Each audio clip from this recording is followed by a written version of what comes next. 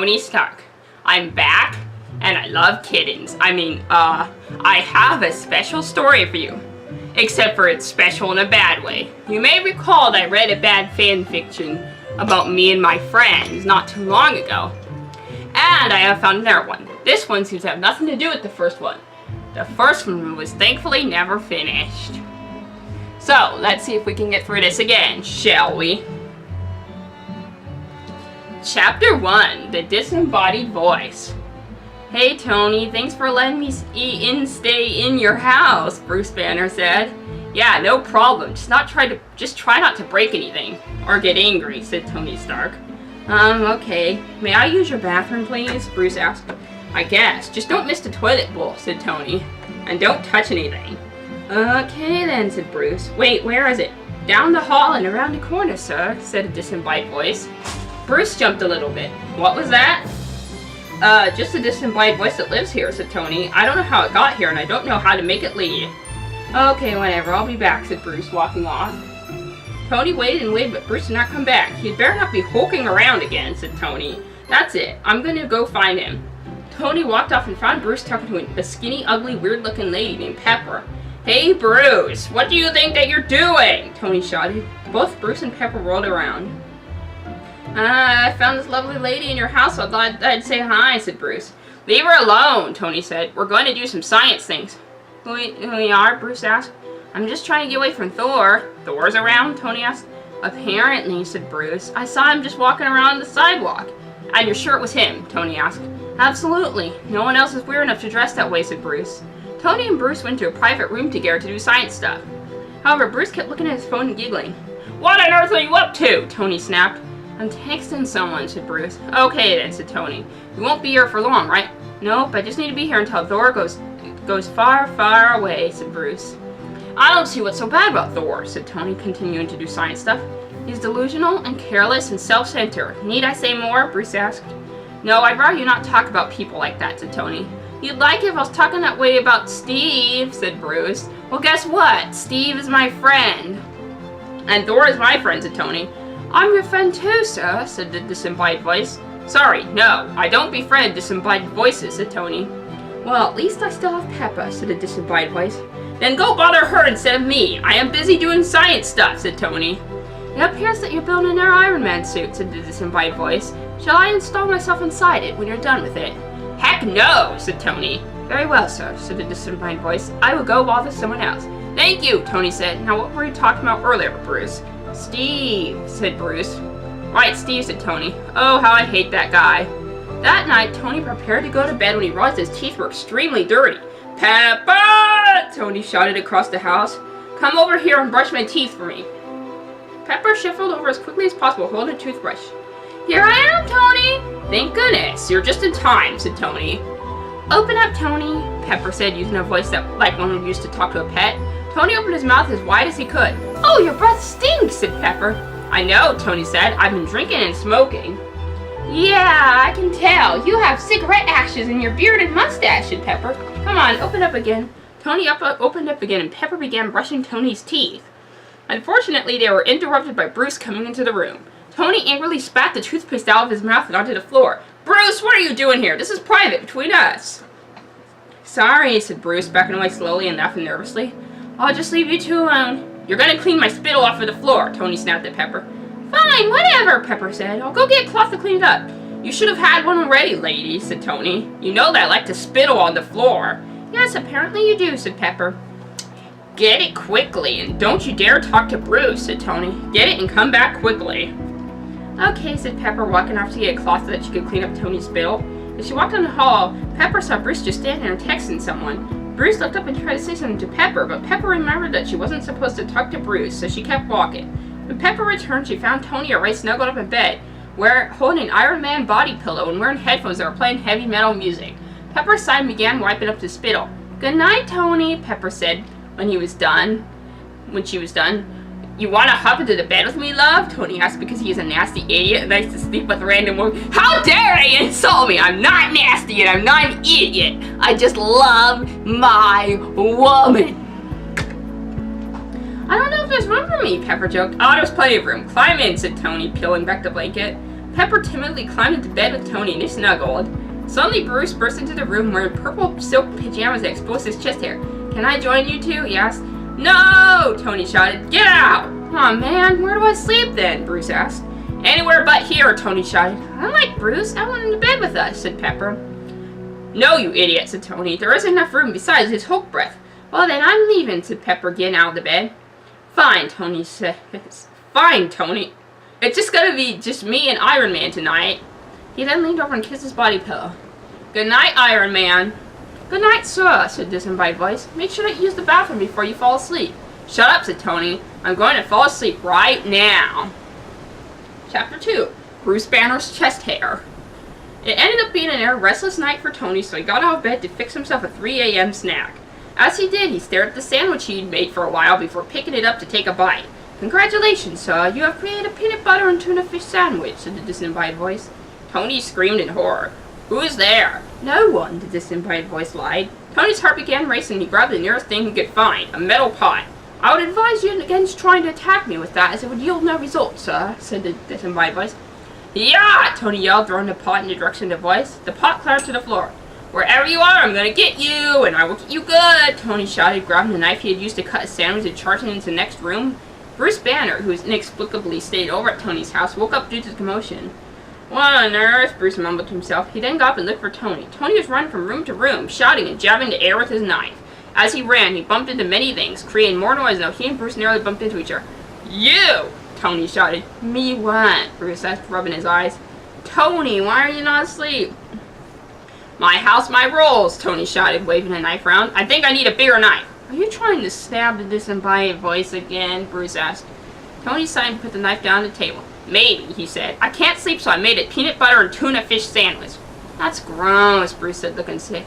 "How do you know? I bet you've never tried one," said Tony, wiping some tuna out of his facial hair. "I don't want to try one, to be honest," said Bruce. "If you're going to be awake at this hour, why not do something productive?" "It's none of your business what I do at." "What time is it?" Tony said. 3:30 a.m., sir, said the disembodied voice. Tony jumped. "Ah, it's back! Help me, Bruce!" "I don't hear anything," said Bruce. "I'm going to go back to bed. If I don't get any more sleep, I will be angry. And you won't like me when I'm angry." Later that morning, Pepper was sweeping Tony Stark's floor for no apparent reason, like it was her job or something. Then she saw Tony walking by. "Good morning, Tony," Pepper said as if that was an appropriate thing to say. What an idiot. "Good morning, Pepper," said Tony, signing annoyance. "Why are you sweeping the floor?" "Because it's a mess. You're going to attract cockroaches," said Pepper. "Well, I didn't ask you to do that, though," said Tony. Pepper scoffed and continued sweeping. "Whatever." "You know, Bruce is probably around here somewhere," said Tony. "Bruce Banner?" Pepper asked, tensing up. She suddenly felt very hot. "Yep," said Tony, "and he's probably a bit cranky because he didn't sleep last night. Why are you so red and sweaty?" "Huh? I'm not red and sweaty," Pepper lied, sweating more. "All right, then. You'd better not be getting sick on me, though," said Tony. "I need you." "I'm fine," Pepper said, "and I know that you need more. I think you need me even more than you realize." Tony scoffed and rolled his eyes. "Well, I'm going to go outside and test some stuff." "Another one of your suits?" Pepper asked. "What number are we on now?" "Hey, quit judging me, lady," said Tony. "I will be back soon. Don't let anyone in while I'm gone." "Okay, because not letting people in is totally my job," said Pepper. "Which we have, I don't know, a security system? A security guard? No? Okay." "Ha, I don't need those. I have you," said Tony. "Bye-bye now." Pepper sighed and finished her sweeping. "Oh, Tony, if only you knew how much I cared for you." As she talked to us, she heard footsteps approaching. Pepper rolled around and thrust the broom for him. "Stay out of this, Happy!" she shouted. "Who's Happy? I'm Bruce," said Bruce. He had his shirt unbuttoned just enough for Pepper to see his chest hair sticking out. "Oh, never mind," said Pepper, lowering the broom. Her heart began pounding as soon as she saw the chest hair. "I'm just here to steal some food from Tony. I'm not going to assault you or anything," Bruce said, chuckling. "You shouldn't joke about salt," Pepper said, disgustedly as she held the broom closed. "Aw, lighten up, lady," said Bruce, stepping past her to open up the fridge. What do we have here?" "Nothing that you should be eating," Pepper said. "Can you just get out of here? I'm trying to keep this place clean. You're tracking dirt in here." "I want some food," said Bruce, pulling out a bowl of tuna. "That's so wrong." "It is when you take it from people," Pepper said, pressing the broom into her chest. "He said it was okay, actually," said Bruce. "Wait, why is there brown stuff mixed in here?" "It's probably some kind of sauce," said Pepper. Bruce sniffed the tuna. No, it's peanut butter. Now I remember. Last night you made a peanut butter and tuna sandwich. Yuck." "That might be good," said Pepper. Bruce held the dish in front of her nose. Smell it for yourself. Pepper sniffed it. Oh, I think I'm gonna throw up! She then ran off. Bruce sighed and put it back. I think I'll just order pizza. Half an hour later, after Bruce's pizza arrived, he put the box down on the table and opened it up. Smells good, he said to himself. Talking to yourself, said Pepper, entering the room behind Bruce. Bruce rolled around. Oh, hey, Pepper. Pepper looked at Bruce's chest hair and began sweating. Hi. Would you like to have some pizza? Bruce asked. No thanks, said Pepper. Alright, that's because you're a vegan, aren't you? Bruce asked. Pepper scoffed and rolled her eyes, not answering the question. I have to get back to work or Tony will be angry. He can't be as bad as me when I'm angry, Bruce said, grinning. Pepper frowned, put her hands on her hips, and tapped her foot. Sorry, that was lame, Bruce said. Yes, it was lame. Incredibly lame, Pepper said. Goodbye, Dr. Banner, but you can call me Bruce if you want, said Bruce, winking. No thanks, said Pepper, and then sassily walked out of the room. This chapter is also chapter 2 for some reason. This must be about the same person who did the last one because they cannot read. Chapter 2, Iron Man throws up. Iron Man was standing on the roof of the Avengers Tower. I am going to jump, Iron Man said. Sir, I would not advise that, said the disembodied voice. Jumping off the roof could cause serious injuries. I appreciate your concern, but I think I can handle myself, said Iron Man. Hey, who are you talking to? Thor shouted. Iron Man turned and saw that Thor was standing on his roof. Thor, what are you doing on my roof? Iron Man shouted. I flew up here, said Thor, twirling his hammer. What are you doing up here? I'm about to fly, said Iron Man. 3, 2, 1. Iron Man jumped off of the roof and sailed down. As he did, he felt the irresistible urge to throw up. Ah, shoot, he said, vomiting all over himself and then sinking like a rock. Has the man of metal soiled his undergarments? Thor loudly called down from the roof. No, Thor, Iron Man said, sounding exasperated. I have not. Does man of metal require medical assistance? Thor asked. No, Thor, Iron Man said. Oh, my back! Is man of metal in pain? Thor asked. No, Thor, please leave me alone, said Iron Man. Ugh, I'm covered in throw up. He's fine, Thor said to Hawkeye, who was also on the roof. Hawkeye nodded seriously and lifted his bow. The suit was not meant to be thrown up in. What went wrong? Iron Man asked. Sir, I believe that you forgot something very important, said the disembodied voice. And what is that? Iron Man asked, as if it was normal to have a disembodied voice in his suit. Well, you built the suit in a rush, and it's rather incomplete. I'll recommend adding. The disembodied voice could not finish the sentence because Thor jumped off the roof and landed on Iron Man. Iron Man groaned very loudly. Is man of metal in pain now? Thor shouted. No, Thor, please get off of me, said Iron Man. Right away, sir, said Thor, getting off. Chapter 3, Iron Man takes a bath. That afternoon, Pepper stood in Tony's kitchen cooking like it was her job or something. If only he would appreciate me, she said to herself. Perhaps if he were more in tune with his wants and needs, he would, said the disembodied voice, starting Pepper. Pepper screamed and held a racing heart. I've already worked here long enough, she mumbled. She then tried to calm herself and was interrupted by Thor stumbling in. Thor had an arrow stuck in its butt. What on earth? Pepper asked. I have been shot, Thor said, but fear not, I have this situation under control. He then limped away. Wait a minute, what is Thor doing here? Pepper asked. Bruce heard Thor and Bill intense that. Oh no, not that Thor, he's such a moronic oaf, said Bruce. I hope he doesn't try to come into my room.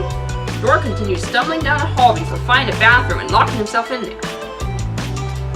Bruce sighed in relief, but a clanging sound caused him to tense up. The clanging sound was Tony, who had arrived back at his home and was getting out of the Iron Man suit. As he did, vomit splashed out. Ew! Pepper screeched. Tony turned around. I'm fine. How are you? He asked. Your suit was full of throw-up, Pepper said, shaking. And? Tony asked. That's disgusting! What a stench! Pepper screeched. I know, but what are you doing here anyway? Tony asked. I'm cooking for you and I just finished you with all of your laundry, said Pepper. You're welcome. Hey, that's lovely, said Tony, taking his vomit-soaked shirt off. Here's another thing for you to wash. Pepper looked at it with disgust. Go on, Tony said, trying to put it into her hands. It's your job, you know. Pepper whimpered pitifully as the stinky, moist garment touched her delicate lady hands. There you go, said Tony. The pants are about to come off too, just to give you a heads up. I'll do it later, Pepper said, backing out of the room. You'd better, said Tony, taking off his pants. Underneath, he was wearing gold-colored underwear made out of silk. The underwear had his initials embroidered onto them. Bruce then strolled into the room. Hey, Tony, I just wanted to thank you for letting me spend a night. Tony looked at Bruce. Hey, Bruce, you're in your underwear, but why? You didn't fly around like that, did you? Bruce asked, trying to avoid looking at Tony. No, I didn't, said Tony. Anyway, it could be worse. I could be stark naked. Yeesh, don't be putting that kind of image in my head, said Bruce. Tony chuckled and began walking away. Is that vomit I smell? Bruce asked. Maybe it is, maybe it isn't, said Tony. Mind your own business. I'm off to take a bath. Tony walked into his bathroom and said, Jarvis, fill up my bathtub for me. The bathtub then turned on by itself and started filling it up. Thank you, Jarvis, said Tony. While Tony was in the bath, Pepper and Bruce began having a conversation. Sorry about that. He's been really disgusting lately, said Pepper, wrinkling her nose. I'm fine. I'm used to that, said Bruce. He's probably just drunk again. I suspect he's more alcohol than human at this point, Pepper said. He does have a bit of a problem, doesn't he? Bruce asked. Bit of a problem? He's thrown up all over himself, Pepper said. Bruce sighed. He'll have to sort that out for himself. I guess I'll just have to add scrubbing vomit off of things to my long list of chores, Pepper said. Splash, splash. Tony was splashing around very loudly in his bathtub. What on earth, Bruce said. He's probably just playing with his bath toys, said Pepper. And why does this grown man have bath toys? Bruce asked. Tony continued splashing and made rocket noises as well as airplane noises. I don't know. Don't ask me, said Pepper. Splash, splash, thump. Okay, and what was that? Bruce asked. I don't know, Pepper said. Wait a minute, Bruce said. What? Pepper asked. If he's bathing but he's covered in puke, doesn't that mean he's just sitting in the water while his puke floats all around him? Bruce asked. They looked at each other for a few seconds. Ew, said Pepper. Yeah, I think I'm really going to need to have a talk with him, said Bruce. You'd better, said Pepper. She then went to get a mop and clean up the vomit. Well, at least you don't throw up everywhere, Bruce. Technically, he didn't throw up everywhere. He threw up in the suit and then opened it, releasing the vomit onto the floor, said a disembodied voice. Whatever, it's still gross, said Pepper. Agreed, said the disembodied voice. Pepper came back and then began mopping. Well, you look busy. I'll just go and leave you be, Bruce said, laughing nervously. Goodbye. Bye, said Pepper. I'll text you later, okay? Okay, said Bruce, and then walked off.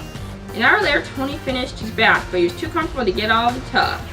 Are you alright, sir? The disembodied voice asked. You've been in the tub for over an hour. I don't know anymore, said Tony. I guess I'll get out. With a lot of effort and groaning, Tony pulled himself out of the water. Now, get out of the tub is not that difficult, sir. You are very strong, said the disembodied voice. Ah, shut up, said Tony. Where's my expensive fancy towel? On the towel rack, sir, said the disembodied voice. Also, I should warn you that your tub may require manual scrubbing after it rains. Don't worry, I'll get Pepper to do that, said Tony, drying himself off with an expensive fancy towel. He then dressed in an expensive fancy suit. I am just a disembodied voice, sir. I am incapable of worry or any such human emotions, said the disembodied voice. Well, I gotta go see if Bruce is getting lonely. I don't want him getting so friendly with Pepper, said Tony. Stay in the bathroom, disembodied voice. Very well, sir. I will stay here, said the disembodied voice. Thanks, bye, said Tony, going to find Bruce. Hey, Banner Boy, I have a great idea, Tony said to Bruce once he found one.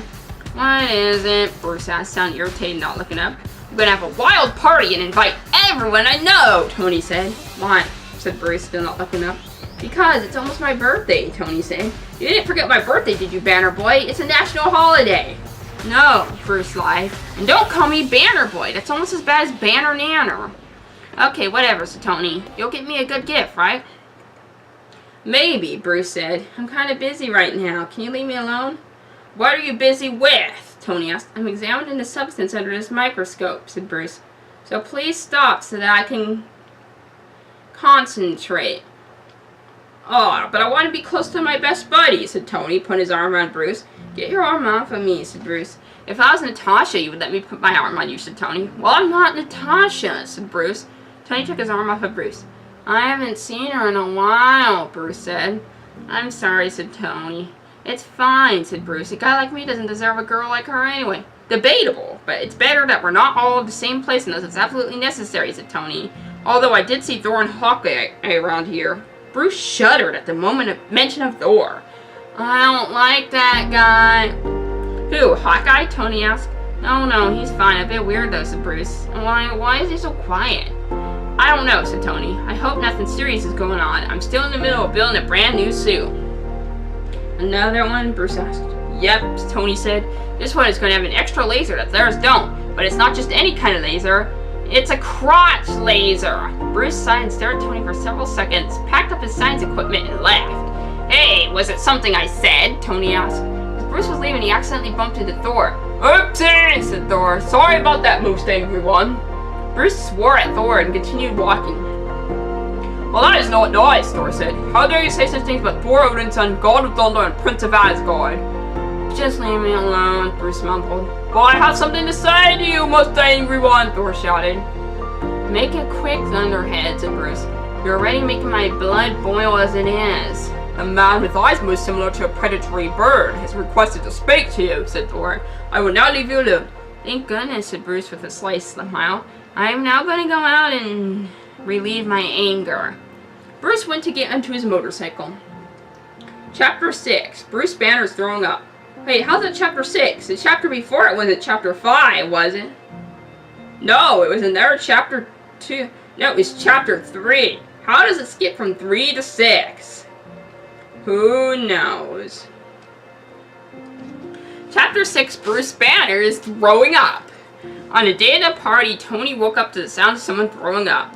Alright, it's not me this time, he said, but that means someone is in my house. Jarvis, tell me who is in my house. There was no response. Fine, I'll go find out for myself, Tony said. Pepper's going to have a big mess to clean up. He jumped out of bed, slipped into some Iron Man slippers, and made his way to the nearest bathroom, which had the door open. Bruce was hunched over the toilet, puking, while Natasha stood next to him, saying, There, what goes in must come out. Bruce Banner, what are you doing here? Tony shouted, and that Russian lady is here too. Natasha turned around and looked at Tony. It's a long story, she sighed. But he's puking in my house, Tony screamed. Ah, forget it, I'm just gonna have a beer. I'd like a beer too, said Natasha, patting Bruce's back. No, the beers are all mine, Tony said. Natasha pulled her gun out and pointed it at Tony's chest. I'd like a beer too, she repeated calmly. Really? Not even gonna go for the head? Tony asked. You're clearly not as brave as you think you are. Give me a beer. Now, Natasha said. Yes, Tasha, said Tony, heading briskly off to the kitchen. That evening, no one at all came to the party. Tony waited and waited, but not one person came. Tony was very surprised. How could this happen to me? He asked. Well, no one likes you, sir, said a disembodied voice. Tony sobbed. I guess I'll just get drunk all by myself like I usually do, he said. Fair enough, sir, said the disembodied voice. I'm still here for you, though. Thank you, disembodied voice, said Tony. I love you. You know, talking to yourself is a sign of mental illness, said Pepper, entering the room. Shut up, ugly, skinny, weird-looking lady, said Tony. Excuse me? Pepper asked. You heard me, said Tony. I'm busy pitying myself. Go away. I'm concerned about you, though, said Pepper. I heard you talking to someone, but no one's here. Who was it? None of your business, Tony shouted. Well, excuse me, said Pepper. I was only trying to help. Yeah, right, said Tony. Why don't you go find something else to do? Well, I scrubbed this place top to bottom already, Pepper said. What else can I do? Get me happy, Tony whined. I'm so sad right now. No can do, said Pepper. I really hope you stop hearing voices soon, Tony. Goodbye. Goodbye, Mrs. Potts, said a disembodied voice. Oh, I said goodbye to you, said Tony. You're insane, said Pepper, leaving. After Pepper left, Tony went out into the balcony to pity himself. This is so unfair. My life sucks. My life is awesome! Spider-Man said, jumping off the roof with Daniel, Tony. Tony swore. Spider-Man, what are you doing here? I wanted to go to your party even though I wasn't invited, said Spider-Man. Of course you weren't invited. You're just a kid, said Tony. No, I'm Spider-Man, said Spider-Man. You should have invited me. You're a kid and your parents wouldn't want you staying up so late, said Tony. Go home. I want to party, Spider-Man yelled. Sorry, kid, said Tony, picking Spider-Man up and throwing him off the balcony. Ah, Spider-Man yelled, trying to make a web to save himself. It was too late. Spider-Man hit a car which crashed into a motorcycle. Tony's side went back inside. Silly kid. What's all the ruckus? Pepper asked as Tony came back in. Just that stupid little spider boy, said Tony. Nothing much. I hear a car alarm going off, said Pepper. Well, it's not from one of my cars, that's for sure, said Tony. They're all in the garage. Okay then, said Pepper, rolling her eyes. Chapter 7, Rigatoni. The next morning. Peter, how did you get a black eye? Aunt May asked. I was running and I tripped, Peter Pepper said. Are you sure? Aunt May asked. You weren't hanging out with Iron Man again, were you? You know I don't trust that guy. No, Peter shouted. I wasn't hanging out with Iron Man. Iron Man sucks. I'm going to call and make sure, Aunt May. You have his phone number? Peter asked. Of course I do, said Aunt May, picking up a phone and pretending to dial. Hello, is this Iron Man? My nephew has a black eye. Did you cause it? No, Peter yelled, tackling Aunt May. Aunt May's finger slipped in the process and she accidentally pressed the speed dial of Tony Stark. Oh, hi, May, said Tony. What can I do for you today? Nothing. I just accidentally called you, said Aunt May. Sorry about that. I know you're a busy man and all. No, I'm not busy right now, said Tony. Are you? Not really, said Aunt May. That's nice, said Tony. Want to come over? Peter gagged in the background. Sure, I'll be there soon, said Aunt May. Is that okay with you? Yep, said Tony. It'll totally make up for no one coming to my birthday party yesterday. Oh no, no one came to your birthday party? That's terrible, Aunt May said. I know, said Tony, sniffling as a tear fell from his eye. I'm on my way, Aunt May said. Goodbye, Rigatoni. Bye, said Tony, hanging up. Peter grew up in disgust. Peter, don't vomit on the floor, Aunt May shouted. I'm out to visit Tony. Please clean up your mess while I'm gone. Aunt May laughed. Chapter 8, Iron Man has a tea party. Aunt May was having a tea party with Iron Man, but she's feeling uncomfortable. That was because Iron Man sat across the table from her, staring expressionless endlessly. Hello, anybody in there? Aunt May asked openly and then laughed nervously. Iron Man did not reply. Aunt May slowly lifted a teacup to sip from it. Iron Man continued to stare. Aunt May sipped the tea and then put the teacup down. So, how's your personal life? There was still no response. Aunt May sighed and reached across the tiny table and knocked on Iron Man's back. Knock, knock, she said. Still nothing happened. Aunt May gave up. I'll just head home then, she said. Goodbye, Iron Man. Pepper saw Aunt May leave it. Oh, you're leaving already? I haven't even finished baking these scones, Pepper said. He's being quite unresponsive today, said Aunt May. That's Iron Man for you, Pepper said. Well, why do you invite me over? Aunt May asked. I don't know, I'm not him, said Pepper, opening the oven. Why don't you give him another try? Nah, I have to make sure my nephew cleans up his vomit. Goodbye, said Aunt May. And Aunt May came back, she found out that Peter was gone. Oh, great. What's that kid up to now? She asked. Chapter 9. Bruce is being rude. Iron Man continued sitting motionlessly while Pepper sat down on a tray of scones. Don't eat them all at once now, Pepper said. There was, of course, no response. Pepper gently slipped a scone into Iron Man's hand. Iron Man did not resist. I thought you hated it when people handed you things, said Pepper. Wait a minute, are you even there? I'm here, said Bruce, coming around a corner. He had his shirt slightly unbuttoned as usual, and his chest hair was visible. What are you doing here? Pepper said, staring breathlessly at Bruce's chest hair. I've been here for a few days, remember? Bruce said. Then why weren't you at the party? Pepper asked. Oh, I never come to parties. I'm not a party person, Bruce said. Tony was hoping that you'd come, though, said Pepper. Well, he should have known that I wouldn't come, said Bruce. Besides, why would you talk about him when he's right here listening? Who? Tony? I don't see him anywhere nearby, said Pepper, leaning on Iron Man. Anyway, do you not have a house of your own or something? I live wherever I want to live, Bruce lied. Usually it's somewhere secluded, though. Then go somewhere secluded so I don't have to see your sorry face ever again, said Pepper. Very well, mine, said Bruce, turning up his nose and walking past her. Chapter 10. Hawkeye is pregnant. The next day, Tony decided to confront everyone and ask why they didn't come to his party. I just want to get my work done here, said Bruce. I already have a date scheduled with my boyfriend, said Natasha. I hate you, said Captain America. I'm pregnant, said Hawkeye. I have to go to Asgard to do Asgardian things, said Thor. You're all lying, Tony shouted, especially Hawkeye. Hey, I noticed you didn't invite Black Iron Man. I'm sure he would have come, said Natasha. Yeah, and what about Nick Fury? You could have invited him, said Hawkeye, rubbing his belly. No, I couldn't have. Why would he even come anyway? Tony asked. Isn't he busy with other things? I don't know. Let me ask him, said Captain America, taking out his phone and texting someone. No! Tony yelled. Ugh! You said ugh about Nick Fury? Captain America asked, looking sad. How dare you? He's my best buddy. Tony stared Captain America in the eye. Bucky, Tony said.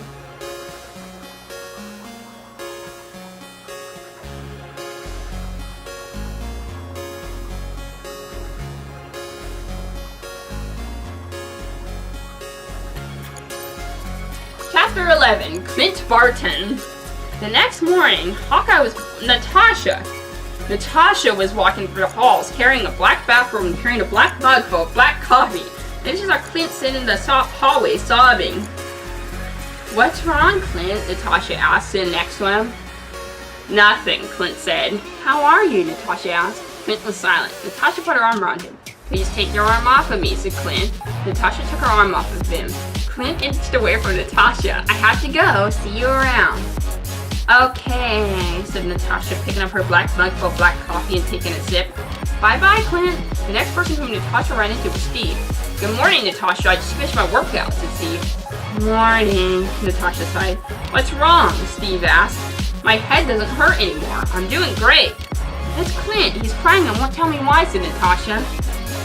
Well, that's odd. He doesn't usually cry, said Steve, wiping some sweat off his forehead. Maybe I should ask him. I don't know. He seems pretty upset. I think we should leave him be for now, said Natasha. No way. I'm gonna go find him, Steve said, and jogged off to find Clint. Oy vey, said Natasha. Steve found Clint curled up on a bed in the bedroom. Hey, Clint, it's your buddy Steve. Tell me how you are doing, Steve shouted. Clint, who had his face buried into a pillow, looked up. Get out of my room, Steve. This isn't your room, Clint. It's one of Tony's guest rooms and you're simply staying over for a while, said Steve. Whatever. You need to get out, said Clint. Not until you tell me why you're crying, said Steve. I don't like it when my team members cry. I was not crying, Clint lied. His eyes were all red and his face was all puffy. And why did Natasha tell me that you were? Steve asked. Because, Clint snapped, she's a lying liar who lies. Well, then I will talk to her about it, said Steve. I'm sorry to see you in such a bad mood.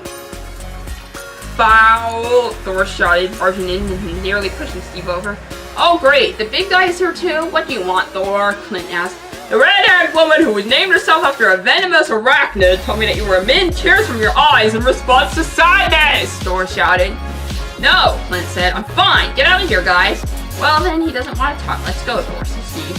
Steve and Barton left Clint alone, but as they walked away, they ran to Tony. Hey, so I want to test a theory, said Tony. Steve sighed and rolled his eye. I was talking about disembodied voice last night, and it thinks that certain words are trigger an unusual reaction in some people, said Steve. And Steve asked, what's that noise, said Thor. I think that my theory is correct, said Tony, adjusting his tie. Now let us have some breakfast. I forced Pepper to cook some for everyone. Thor followed Tony to a large dining table. Is no one else coming, Thor asked. Well, no more food for me, Thor said, eyeing a pile of food. I'm here, said Natasha, entering in behind them. Delightful, Tony said. Come join Thor and I for breakfast feast I forced Pepper to cook for us. I certainly will, Natasha said, and I think Clint is on his way too. Okay, so maybe not eat all of the food then, big guy, said Tony. A whole pancake fell from Thor's mouth as he looked at Tony with a shocked expression on his face. Tony sighed. Pepper, we might need more food. Me? Just ended right there, actually.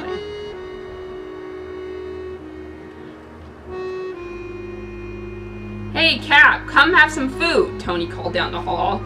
Food! Captain America said, springing to life and making his way to the kitchen.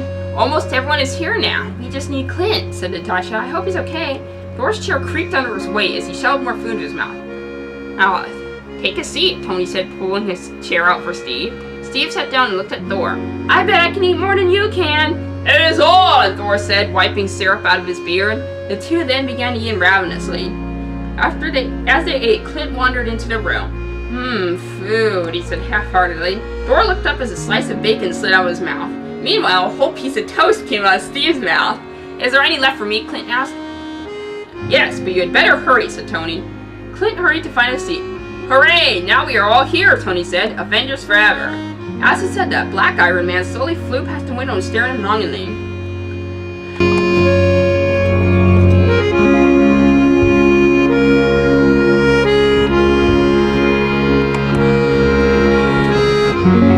Hey, is that who I think it is? Steve asked, pointing to the window. Tony turned around, but Black Iron Man was already gone. Who's hallucinating now? Tony said. I did hurt my head again somehow, said Captain America, who somehow changed from Steve to Captain America in between sentences, but whatever. Why do I even bother questioning this weird story? Just then, Pepper strolled into the room. Oh look, everyone's here, she said. Yep, me and my 4 best friends, said Tony. If there are any scraps after this, you may have them. Pepper squealed with joy. Really, Tony? You're the best! Yes, I am. I know it, said Tony. Bask in my greatness. Thor, said Pepper. What? Thor said, lapping orange juice right out of the pitcher. Ahem, said Pepper, clearing her throat. Thor continued lapping and the juice trickled down his beard and then down his long neck. Tony looked over, his face twitched in disapproval.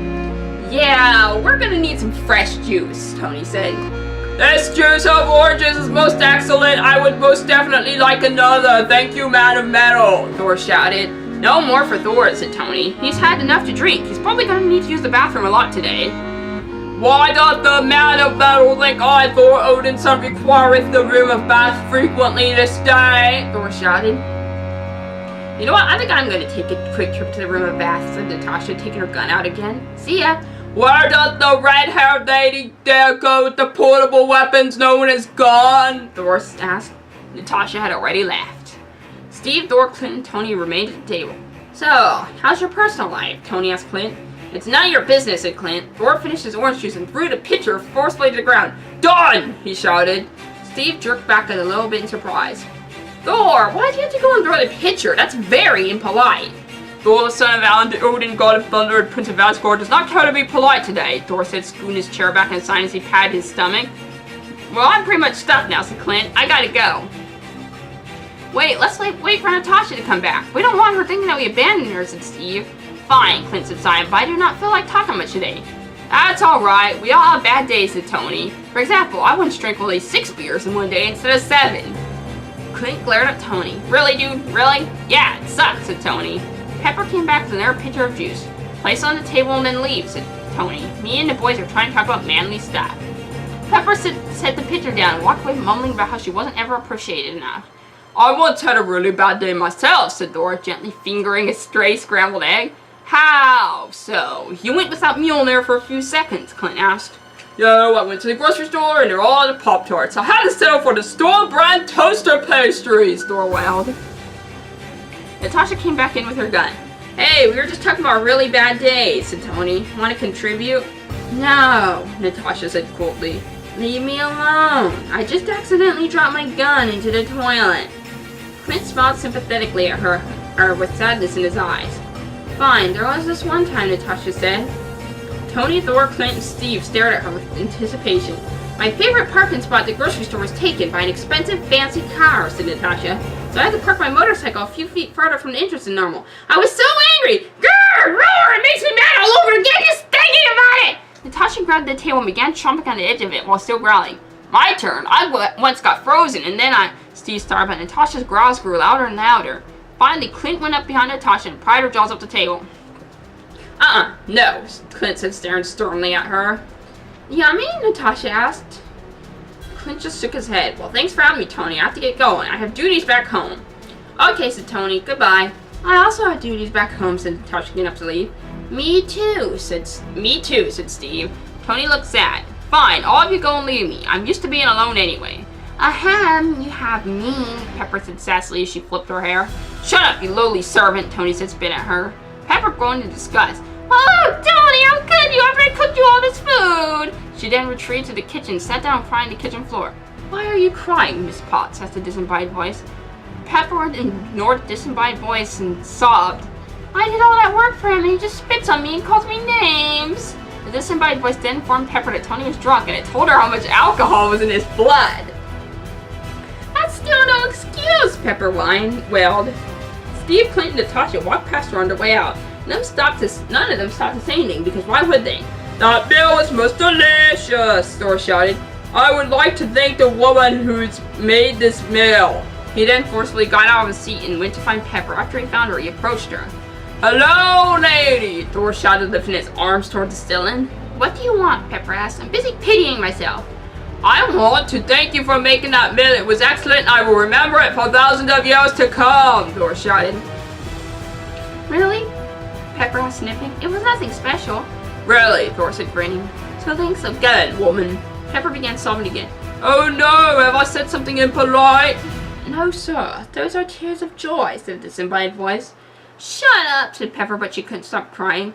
You cry a lot, woman, said Thor. Have you been impregnated by the man of metal? No, Pepper snapped. Why do you have such an inappropriate question? I am only looking out for your well-being, said Thor. If you are carrying Man of Metal's child, you must care well for it and for yourself. I'm not. Now leave me alone, Pepper screamed. I am very happy for you and Man of Metal. You two will have a beautiful child together, Thor said. Pepper growled in frustration and threw a trash can at Thor. Oh, why have you thrown this waste at me, the mighty Thor, son of Odin, prince of Asgard, and god of thunder, Thor shouted. Because you won't leave me alone. I thought you were actually going to be nice to me, said Pepper. I was being nice by congratulating you on the upcoming birth of your child, Thor shouted. I'm not pregnant, Pepper shouted. Thor frowned dramatically, his eyes filled with tears. I'm sorry for your loss, he said. Next time do not yell so much. It is very stressful, you know.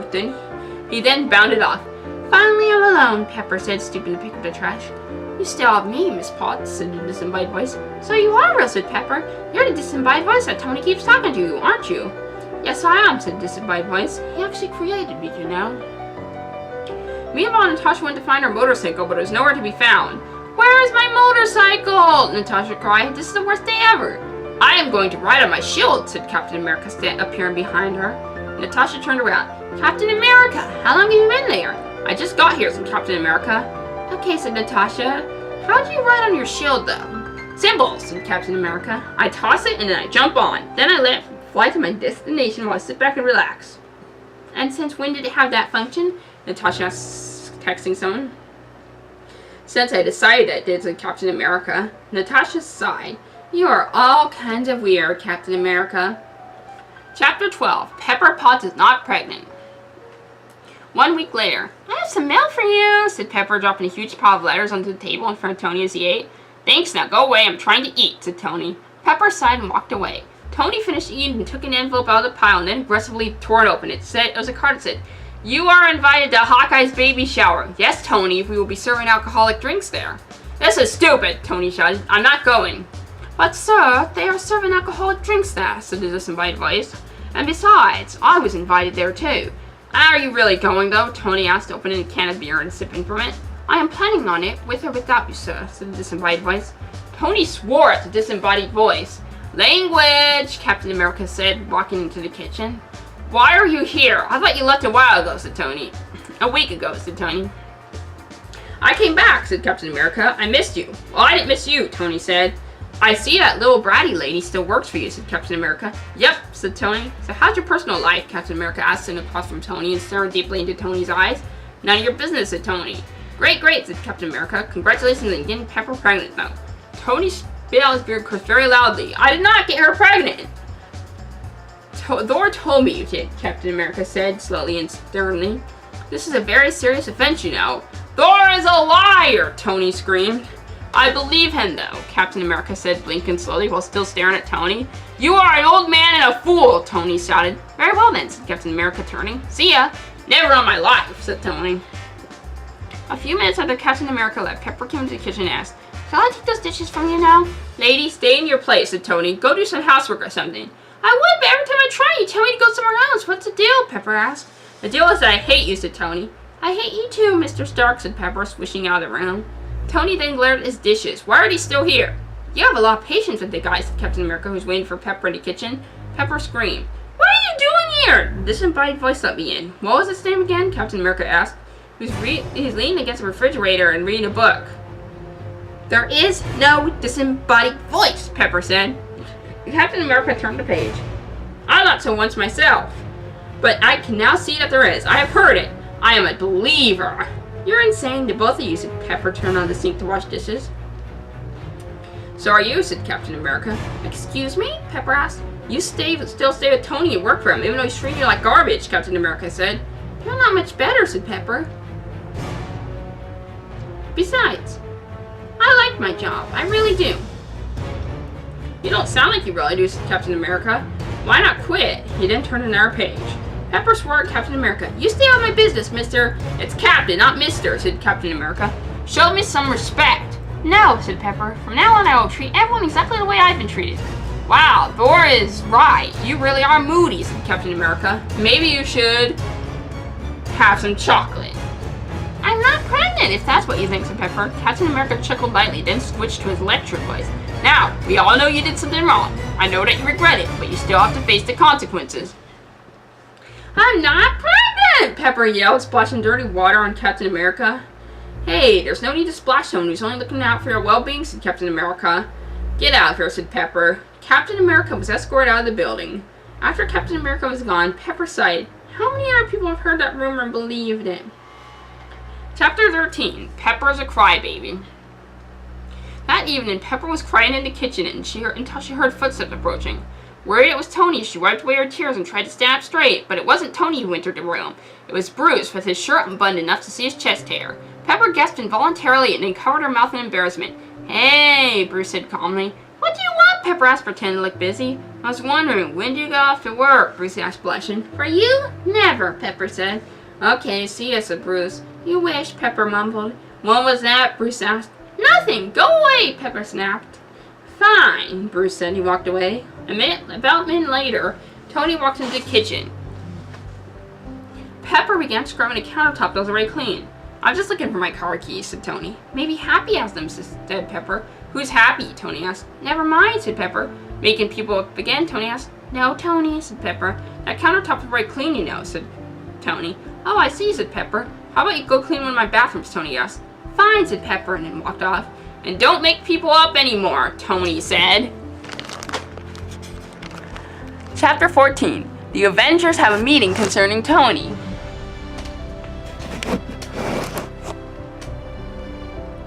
Now, you're probably wondering why I've gathered all of you here today, Captain America said to Bruce and the rest of the Avengers. Because of free donuts? Thor asked, shoving a whole donut into his mouth.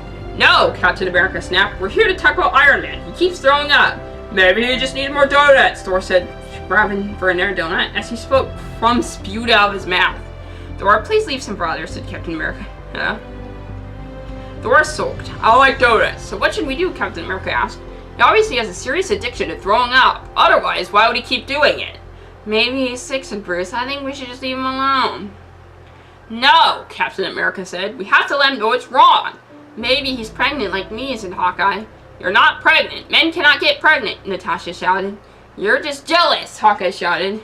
Leave me alone, Natasha wailed. Guys, let's get back on topic. Iron Man's vomiting issue. What shall we do? Captain America asked. The entire room went silent.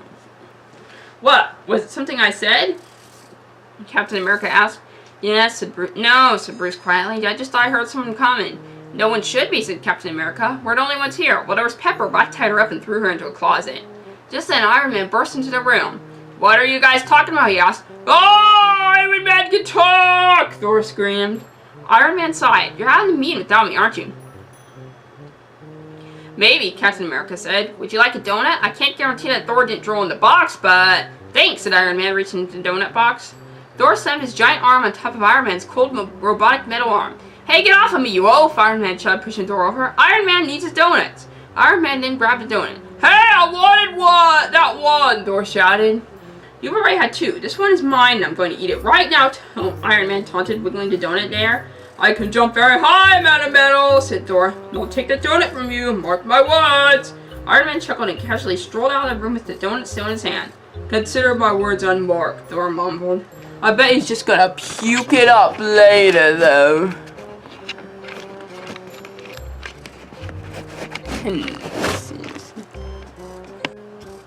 Hey guys, sorry about that. I thought I heard Pepper calling me.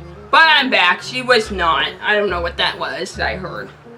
Chapter 15. Iron Man needs to use the bathroom. I need to use the bathroom, said Iron Man. Sir, the nearest bathroom is only a couple of yards from you. Would you like me to redirect you to it? Asked the disembodied voice. No, I've got this, said Iron Man. Thanks anyway, though. No problem, sir. I'm always here if you need me, said the disembodied voice. I will never need you, said Iron Man, approaching a random storage closet. Sir, that's not a bathroom, said the disembodied voice. Shut up, I don't care, said Iron Man. I heard noises inside. I need to make sure no one is in there. Why would anyone be in there, sir? The disembodied voice asked. I don't know, leave me alone, Iron Man snapped, opening the door to find Pepper gagged and all tied up in there. What do you think you're doing in there, Miss Potts? Iron Man freed Pepper's mouth and she began crying and rambling on about how Captain America had tied her up and thrown her in. Well, that's not nice, said Iron Man. I know, Pepper cried. I was really scared. I didn't know if anyone would ever come to save me. It's not nice to me, said Iron Man. I need someone to do all my chores. Yeah, I wouldn't expect you to worry about my well-being at all, said Pepper. You were scared, that's all. It's not like he actually hurt you, said Tony. Ah, it hurt my heart. But you don't know because you don't have a heart, Pepper shouted. And you still haven't untied me. At least I scream for help now. You didn't say please, said Iron Man. Anyway, I don't think my fingers are agile enough. They're so big and clunky. I am made of metal, you know. Then cut the ropes. Just free me, please, Pepper cried. You sound urgent, said Iron Man. I need to use the bathroom, Pepper whined. Then why are you in a storage closet? That is definitely not a bathroom, Iron Man. The disembodied voice told me so earlier. I told you, Captain America threw me in here. I have been through so much and you don't care, said Pepper. Well, it makes you feel any better. I have to go to the bathroom too, said Iron Man. Hold on. He then paused silently and strained slightly. Pepper screamed, You're disgusting and you will rust. Iron Man chuckled. Stark Industries only makes rough-proof metal, sweetie, he said. Don't call me sweetie, Pepper said. Hey, be nice or I won't save you, Iron Man said. You do need someone to do your chores, right? Pepper asked.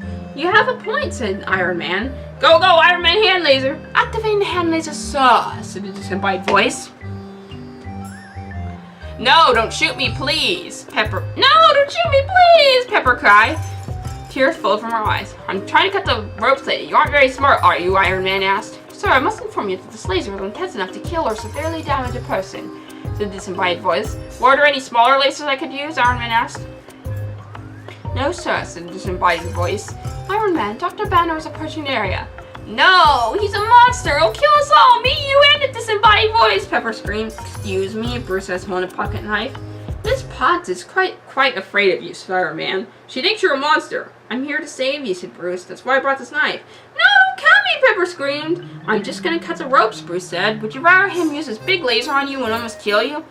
No, go ahead and use the knife, Pepper said reluctantly and pouted at Iron Man. Bruce used a knife to gently cut the rope while speaking soothingly to Pepper. Soon she was free and she began crying again. Why are you crying now? I freed you. You should be happy, Bruce said. Pepper hugged Bruce even though his shirt wasn't open enough for his chest hair to show. Ugh, I'm not a hugging type of person, said Bruce. Pepper continued hugging him, her skinny, bony, delicate lady arms jabbed into Bruce's pudgy body. Bruce whimpered. Iron Man chuckled. Well, I'm off to test the suit. It's a new model, since you haven't noticed. Pepper let go of Bruce. Wait! Yes, Iron Man asked, put his hand on his hip. Tell Tony Stark that I wish to speak with him this evening, said Pepper. Will do, said Iron Man. Gotta fly. He then began flying through the halls. That's dangerous, you know, Bruce shouted. Shut up. I think I know how dangerous my own suits are, and this is very safe, said Iron Man. There are still some donuts left in the meeting room, Bruce called, chasing after Iron Man. You really don't want me going outside, do you, Banner Boy? Iron Man asked. Please don't stand so close to my rocket boots. Chapter 16. Pepper has a fidget spinner. That evening, Pepper waited at a random desk for Tony to meet her. There's a framed photo on disc of Tony, shirtless. Ew, Pepper said, picking up the photo and tossing it into the trash. Pepper waited for 5 minutes and got bored, so she took out a fidget spinner and began spinning it. Playing with yourself, are you? The disembodied voice asked. No, leave me alone, Pepper screamed. The door swung open as Tony stomped into the room with a beer in his hand. Talking to yourself is a sign of mental illness, Tony said, setting his beer down on the desk.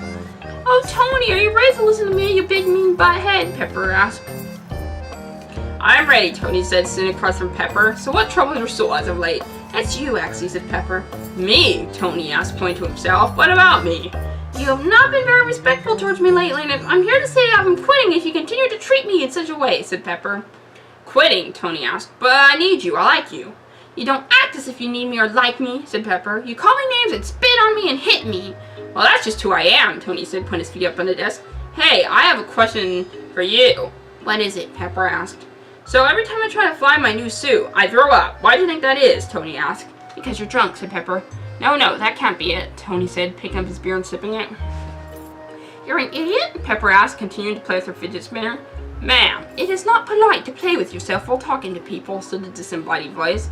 I'm not playing with myself, Pepper shouted. Leave me alone! Tony forcefully grabbed the fidget spinner out of Pepper's hands and threw it into the trash. I hate you, said Pepper. I love you, Tony yelled. Please don't quit on me, Pep. If you love me, let me go! Pepper screamed, standing on top of the desk. Hey, I paid for that desk. Get your dirty feet off of it, Tony yelled. Sir, she's having a moment, said the disembodied voice. Not here, said Tony. Pepper, please leave. Just then Thor bounded in. She's having a baby? No, I'm not having a baby, Pepper cried. Yes, you are. Push it out, lady, Thor shouted. Thor, she's not even, Tony started, but Thor began cheering Pepper on. Pepper dropped to the ground and curled up crying. Why can't anyone leave me alone? Thor patted her back. There, the pain's only temporary. It'll all be worth it once you have the beautiful baby. Thor, please get out, said Tony. Fine, Thor said, stomping out. Chapter 17, T-Bone. The next morning, the disembodied voice decided to wake Tony up.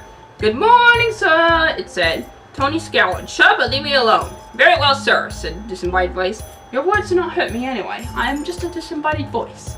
Tony got out of bed and made his way to the kitchen. All right, you stupid skinny lady. Make me some food. There was no response. Huh, she's not in here, said Tony. Where is she? I have no records of her coming to work today, said the disembodied voice. That little brat, she's skipping work, isn't she? Tony yelled. Maybe there's just a lot of traffic today, sir, said the disembodied voice. Show me how the traffic is, Tony said Tony, pouring himself a bowl of Cheerios and then pouring beer over them. I cannot show you anything, sir, for I am just a disembodied voice, said the disembodied voice. I apologize. Tony grumbled some and shoved some of the beer-covered Cheerios into his mouth. Everything was silent for a few minutes. I've assisted traffic, sir, said the disembodied voice, breaking the silence. And, Tony asked, beer dribbling out of his mouth and into his facial hair. There seems to have been a major accident nearby, said the disembodied voice. Okay, whatever, said Tony. Thanks, disembodied voice. You're welcome, sir, said the disembodied voice. I hope she comes in soon. She'll have a lot of explaining to do, said Tony. Well, I'm going back to bed. Don't sleep for too long, sir. You have a brunch scheduled with Dr. Banner in just a bit, said the disembodied voice. When did I set that up? Tony asked. I believe that you were drunk at the time, sir, said the disembodied voice. Cancel! Jarvis, cancel all my meetings, Tony shouted. There was no response. You still there, Jarvis? Tony asked. Still nothing. If you don't answer me right now, I will, Tony shouted, but was interrupted by the power cutout. No! Tony shouted. Tony decided to use his cell phone to call Pepper and yell at her. However, he could not reach her. He only got a message that said, you have been blocked from calling this number. Why would she block me? Tony yelled. This is so unfair. I need her to do my chores.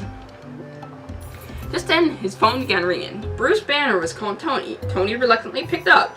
Hello? He asked. Hey, T-Bone, said Bruce. What? Why are you calling me that? Tony asked. Because you call me Banner Nanner. I'm linking you back, Bruce said.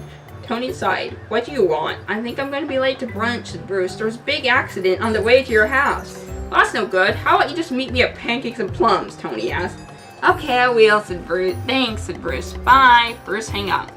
I'm going to Pancakes and Plums, Tony said. Jarvis, suit me up. That's not how Jarvis walks, said the disembodied voice. Oh, right, said Tony. I guess I'll go and get my suit out of whatever room I keep in. I would advise against driving or operating heavy machinery while drunk, said the disembodied voice. I'm not drunk and I'm not going to drive or operate heavy machinery, said Tony. It's just armament suit. Goodbye, disembodied voice. Goodbye, sir, said the disembodied voice. Chapter 18, Burnt Pepper. The next day, Tony was sleeping soundly in his Iron Man suit in his bed until the sound of someone in his kitchen awakened him. Alright, who's in my house today? Tony asked. He then jumped out of his bed, stomped his way into the kitchen, and found Pepper cooking something. You have some explaining to do, Missy, Tony shouted. Pepper turned around and looked at Tony. I'm okay, thanks for asking. I really appreciate your concern for my house. Whoa, where were you? Tony asked 10 minutes later. None of your business, said Pepper, continuing to cook. Hey, I'm starving, said Tony. Can you cook a little faster? That's not generally how cooking works, Pepper lied. Tony charged in front of her and turned the stove very high. How about now? He asked. No, that's not right at all, Pepper cried. Now look what you did. You made me burn my arm. Pepper's arm now had a red peeling patch on it. Well, get it right then, Tony shouted. I can't believe I'm still work here, said Pepper. Am I a sadist or something? No, you're just insane. But birds of a feather stick together, said Tony. You really hurt me, Tony, Pepper said sternly. Like I care. Just finish your cooking, lady, Tony said. I'm getting hangry, and you won't like me when I'm hangry. At that moment, Bruce Banner felt a disturbance. I feel a disturbance, Bruce said, curling up on the floor. Please help me, Natasha. Natasha came over and began stroking his hair. There, it's okay, Banner Nanner. I can't, Bruce said, hyperventilating. Can't what? You need to be calm, Banner boy, said Natasha. No, it's been so long since Bruce cried out. Since you've what? Bruce asked. Natasha asked, sniffing Bruce's hair. Washed your hair? It does kind of smell. No, Bruce yelled, thrashing. Bruce, you're better than this. Stop it now, or Tony will get the fat suit. Do you want Tony to get the fat suit? No, Bruce quietly didn't calm down. Chapter 19, Captain Ambulance. Owies, my arm, it burns, Pepper cried, needling her arm. Shut up, lady, my whole body burns, said Tony. And what happened to you? Pepper asked. I fell through some power lines, said Tony. Oh my gosh, Pepper screamed. Are you hurt? Yes, but my pride hurts more, said Tony. I must cover my entire face and body. He then grabbed a mop bucket and put it over his head. Pepper sighed. You need medical help, she lied. And give me medical help, Tony screamed. I can't, Pepper lied. I'm not a doctor. I'm a doctor, said Bruce, coming out of the room seeing Tony. Not the kind of doctor you need, but aye. What? Tony asked. You have a bucket on your head, Bruce said, reaching to pull the bucket off. No, Bruce, please don't. You don't deserve to see me like this, Tony wailed. Bruce took the bucket out and looked at Tony. So, what happened? It burns, Tony yelled. Pepper was pacing just outside the room, using her cell phone to talk to someone. Tony saw Pepper. She's good telling me. No! Calm down, Bruce said, putting the bucket back over Tony's head. Tony went from screaming to mumbling. After a while, Bruce gently lifted the bucket. A little bit. And then I said, well, I'm American too, but I don't wear an outfit that looks like the American flag all day. That thing is gaudy. And Tony shouted. Bruce put the bucket down. Pepper came back in. Who on earth were you calling? Bruce asked. None of your business, said Pepper. I was done with that conversation anyway, so I hung up. Come on, Tony. We want to see your face. Pepper lifted the bucket. And I was like, oh, you're right. I can't lift your hammer, Tony shouted. How did you try to play nice? Pepper asked, putting the bucket back down on the ground. Don't tell me what to do, lady, said Tony. I was only making suggestions, said Pepper. I want to help. You look miserable. You look miserable. You're too skinny. Are you a vegan or something? Tony shot at Pepper. Pepper started crying. Really, Tony? Really? That was cruel, Bruce lied. And you have an ugly tasting clothes, Tony continued. Bruce gently touched Tony's arm. Tony rolled around in anger. And you are too fat. Have you ever heard of exercising and not eating so much? Why, Bruce started, but then decided it wasn't worth getting worked up over. Just then, Captain America burst in with a red, white, and blue stretcher. Did someone call me Captain Ambulance? He asked. No! Bruce, Tony, and Pepper shouted in unison. Well then, said Captain America. What am I going to do with this lovely stretcher? Put it back where you found it, Tony shouted. But I made it, Captain America said. Then unmake it, Tony shouted. Actually, I think I'll just leave it here, said Captain America, parking the stretcher in a corner. Go, go, Captain America! Chapter 20. Captain America and Thor's workout. The next day, Captain America woke up at 4 a.m. and stretched. Go, go, Captain America! He shouted, grinning ecstatically. He then jumped down from the stretcher and began doing push-ups. 1, 2, 3, 4. Who is greater than Thor? Captain America! Captain America shouted. 2, 3, 4, 5. Who's the greatest man alive? Thor! Thor shouted, charging into the room and doing jumping jacks. 3, 4, 5, 6. Who has no time for Thor's dumb tricks? Captain America! Captain America shouted. 5, 6, 7, 8. Thor Odin's son is really great, Thor yelled. 6, 7, 8, 9. Victory will be mine, Captain America yelled. 7, 8, 9, 10. I can do this again and again, Thor yelled. They continued doing push-ups and jumping jacks for a few minutes until Bruce came in to see what all the workers was. Cut that out! People are they're trying to sleep still, said Bruce. 10, 11, 12, 13. Dr. Banner is very mean, Thor and Captain America showed the gear. 11, 12, 13, 14. You're the craziest people I've ever seen, Bruce mumbled, leaving the room. An hour later, A, B, C, D, E, F, G, Captain America can't beat me, Thor said. He was covered in sweat. Then Thor collapsed. I win, Captain America said. Good game, Thor. He then went to the kitchen to take some of Tony's food. Tony, Clint, Bruce, and Thor, I am feeling very sore, he shouted. Captain America ate all the food in the fridge. Ah, he said and lay down on the kitchen floor. That hit the spot. Chapter 21, Starkwater. That evening. Thor, it's time for another workout battle. Are you ready? Captain America called. Oh, Thor moaned from the floor. I am so sore. Thor does not get sore and lie on the floor. He must work out even more. If you don't want that, ooh, there's the door. Captain America shouted, doing jumping jacks. Thor started to pull himself off the floor, but let himself drop back down. It is no use, he said, coughing. Thor has exhausted himself for today. Oh, that's crummy, said Captain America. Shall I get you some water? Yes, please, Thor said hoarsely. Captain Aqua is on the way, Captain America shouted, running to the kitchen for water. He then got Stark Industries glass, turned on the sink, and filled the glass with water. Here comes Captain Aqua, Captain America shouted, run towards Thor with a glass of water. Your Aunt Best Pepper was holding a bottle of fancy water. Captain America made it back to Thor. Drink this, you thunderhead. Thor was sleeping on the ground, drooling and snoring. Come on, big guy, Captain America said, nudging Thor's cheek. I'm not that big, Bruce mumbled, walking by. Yeah. I wasn't talking to you, Captain America snapped. Hey, no need to get so grouchy, said Bruce. Thor refuses to exercise with me, said Captain America. Who cares? Bruce shouted, filling his arms. Captain America's signs tugged Thor's long, golden, soft, silky hair. Do you not want this lovely, fancy Stark water? I want my daddy, said Thor. Your daddy cannot help you, Thor, said Captain America. Well, this is no good, Bruce shouted, flailing. How can we fight crimes and evil if most of our team members are down now? What do you mean, most of our teams, Captain America? There's still me, and I'm sure Hawkeye and Natasha are around here somewhere. That means that we have 3 Avengers here already. Said Bruce. Really, we're only missing Thor, and he'll probably come to his senses, said Captain America. Yeah, okay, said Bruce, his hair straightening and flopping down into eyes so that it looked like emo hair. See you around, Steve. My name is not Steve. It's Captain America, Captain America shouted, puffing out his chest. Bruce shook his head and walked away. Hey, where are Hawkeye and Natasha anyway? Captain America asked, looking around. Chapter 22. Pepper is too skinny. Captain America was alone in Tony's tower. All the other Avengers were gone, but Thor was there, but he was still sleeping on the floor, occasionally moaning about how he wanted his daddy. Captain America threw a blanket over Thor. Sweet dreams, big guy. Captain America then sat on his stretcher in the corner and thought about his situation. How can we be ready for battle if everyone quit? I'm all alone. Captain America covered his face and sobbed. Pepper heard someone walked in. Are you okay? Oh, Steve. Captain America, said Captain America, actually. I thought that was Tony crying at first, said Pepper. No, just me, said Captain America, taking off his helmet. Oh, well, that sucks, said Pepper. I know you don't like me much, said Captain America, lying down on the stretcher. Of course not, you're not Tony, and you did tie me up and throw me into the closet, said Pepper. Yeah, sorry about that, said Captain America. Said Pepper, crossing her overly skinny arms. Wow, Tony's right. You are super skinny, Captain America said. I know, Pepper snapped. At least I'm not fat like Bruce, though. I'm not fat, said Bruce coming into the room. Stay out of this, Bruce. We weren't talking about you, said Captain America. But we weren't talking to you, said Captain America. But you were talking about me, Bruce lied. He then looked at Pepper. Wow, you are skinny. Enough! I know I'm skinny, Pepper cried.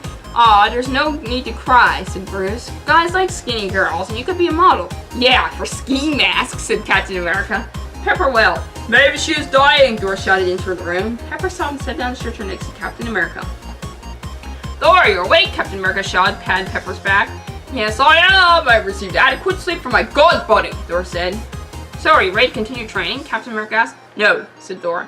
I was it, Captain America. I suppose you're strong enough anyway. Of course, Thor shouted, flexing his arms. Listen, Pep, it's okay if you're dying, said Captain America. We won't tell anyone. Pepper curled up on the stretcher and howled. Oh, Tony, Tony, Tony! Captain America sighed. You're taking up room in my stretcher, Pep. Don't call me Pep. My name is Pepper, Pepper cried, punching the stretcher. Ow! When you punch the stretcher, you punch America! Captain America cried and fell over. When you punch America, you punch me! Well, I'm out of here, said Bruce. Chapter 23. Black Iron Man's jokes are not funny. A month later, that Black Iron Man decided to pay Tony a visit, but first he met with Pepper.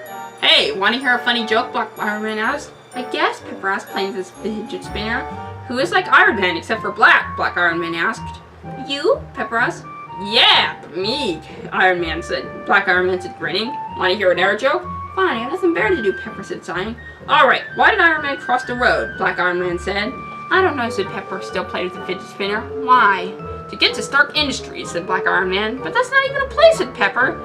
Oh, come on now, tell me a better joke, one that makes sense. Okay, who's a big boy, has long hair, and carries a hammer? Black Iron Man. That's enough, said Tony, wondering with a buck in his head. If you're gonna bother someone with your awful jokes, bother me. Okay, said Black Iron Man. And find another room to do it in, Pepper said. I'm getting a headache. Went into another room, Black Iron Man knocked on the bucket. Knock, knock, he said. Who's there? Tony asked miserably. Rocky, said Black Iron Man. Rocky who? Tony asked. Rocky Road Ice Cream, said Black Iron Man, cracking up. That's not even funny. That's barely even a joke, said Tony. Come on, open up for me. It's me, the black version of you, Black Iron Man said. Cut out with your jokes, I'm mourning, said Tony. Who you mourning, eh, Tony? Black Iron Man asked. Myself, said Tony.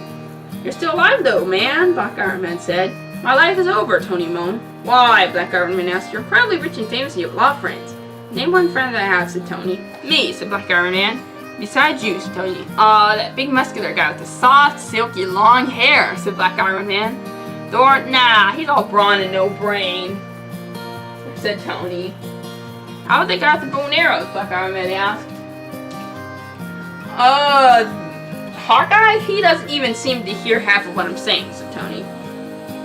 You're right, not a friend. Probably hate you too, said Black Iron Man. Hey, how about Steve Rogers, known to the world as Captain America? No, no, no, said Tony. He's my bare enemy. Then how are you even on the same team? Black Iron Man asked, taking the bucket all the way off Tony's head. No! Tony screamed. Put it back on. It must cover my face.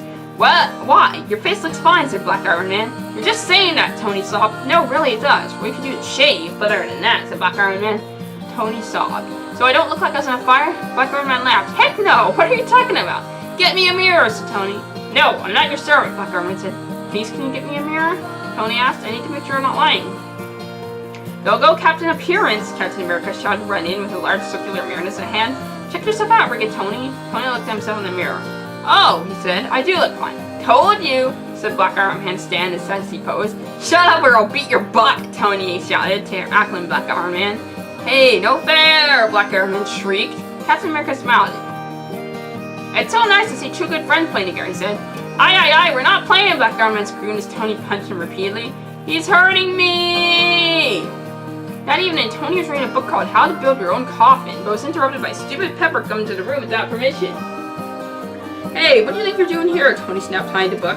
I'm just gonna tell you that we're out detergent, Pepper said, began crying. We'll go buy some more, said Tony. There's no need to be a crybaby about it, or invade my privacy.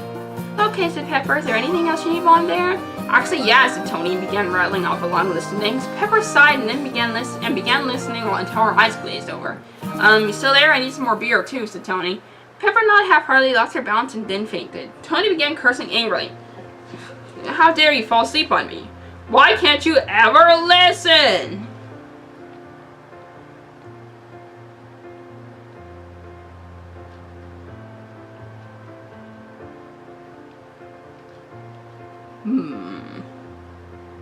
And to think, there's even more of this nonsense. Even more.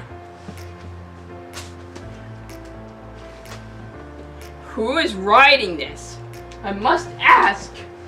They clearly do not understand how anything works in my life or in anybody else's.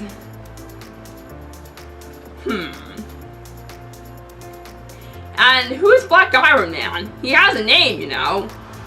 Well, I guess we'll get on to chapter 24. Chapter 24. Pepper goes to the store. After waking up and being yelled at by Tony, Pepper went to the store to buy a long list of things that Tony told her to. All the way out of the building, she ran to Bruce, who was texting someone. Bruce looked up and gave a quick half smile.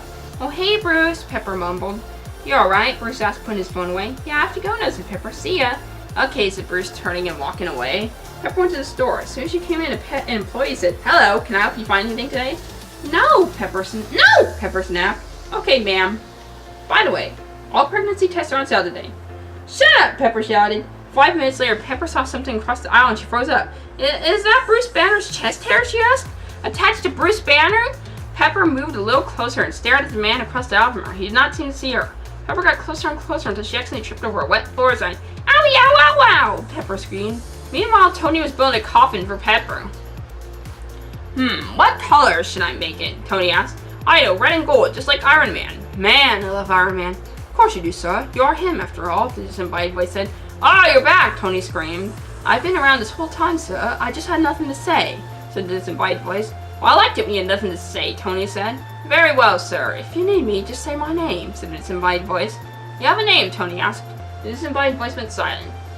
Chapter 25. Bruce and Pepper go to Barnes & Noble. Pepper came back limping and found Tony lying in the coffin guzzling beer. What in the world? Pepper asked. Tony stared Pepper right in the eyes. I'm the open to Bifrost, he slurred. For goodness sake, said Pepper, pulling Tony out of the coffin. You're as drunk as a skunk. Skunks are not inherently drunk, said Tony, struggling to stand up. Where have you been, anyway? Buying more beer for you, even though you're an alcoholic, said Pepper. Did you buy yourself a pregnancy test as well? Tony asked. I heard they were on sale. Pepper slapped Tony. You idiot! And why are you in a coffin anyway? I built it for you, honey, Tony slurred, since you're dying and all. Pepper screamed and threw Tony back in the coffin and then slammed it shut. I'm sorry, he's drunk again, isn't he? Bruce asked, coming to the room. Yeah, said Pepper, exhausted. I know he drinks a lot, but he seems to be doing it more than usual. I really couldn't tell, to be honest, said Bruce. For as long as I've known him, he's been a heavy drinker. I wish I could make him stop, said Pepper. The only thing you can do is let him keep drinking and quit your job, said Bruce. No, I love my job. I love Tony too, said Pepper. I know, said Bruce. I know. Pepper looked like he was about to cry. Do you need a hug, Bruce asked. Pepper nodded and Bruce hugged her. As he did, his chest hair rubbed against her neck and shoulders. Tony jumped out of the coffin. How dare you hug that little brat? She is undeserving of your affections, Tony shouted. Pepper began whimpering. Give her a break, Bruce shouted, glaring at Tony. A break from what? Tony asked. Bruce sighed. Never mind. Come on, Pep, let's go. Where? Pepper asked. Away from him, Bruce whispered, and they walked off hand in hand. As they made their way to the building, Bruce said to Pepper, So, how do you feel about Barnes & Noble? That'll be fine, said Pepper. Bye, Steve. We're going to Barnes & Noble, Bruce called. Pepper smiled a little bit at Bruce. Thanks, Bruce. No problem, said Bruce. I know Tony's going to be a real pain sometimes. Okay, we're going to ride my motorcycle. Hold on tight.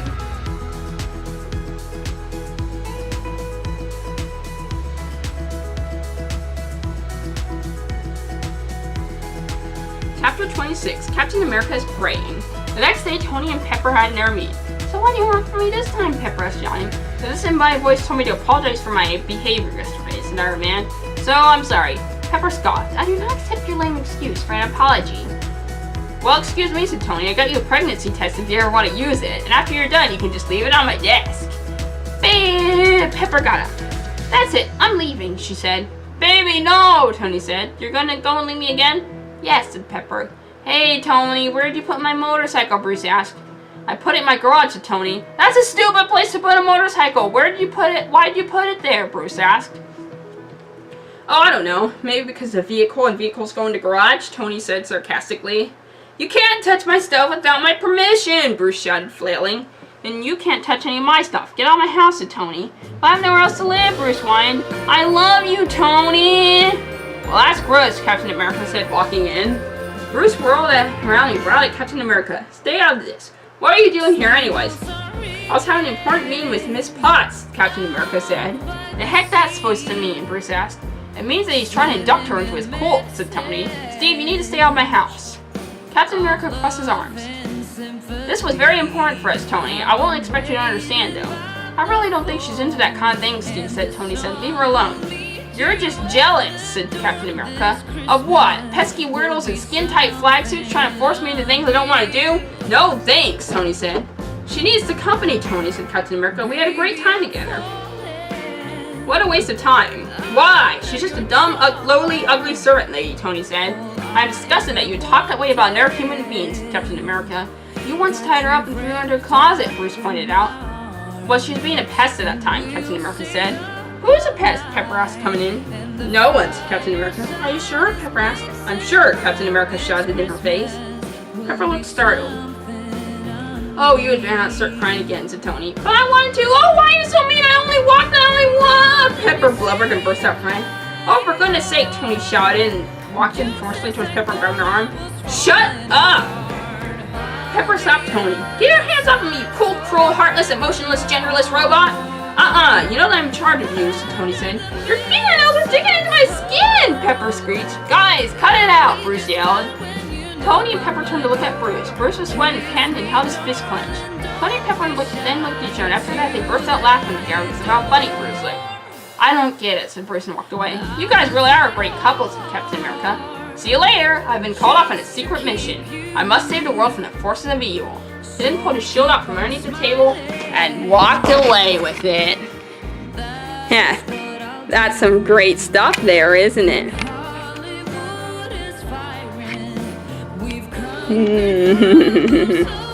No, it's actually terrible. Who writes this kind of thing?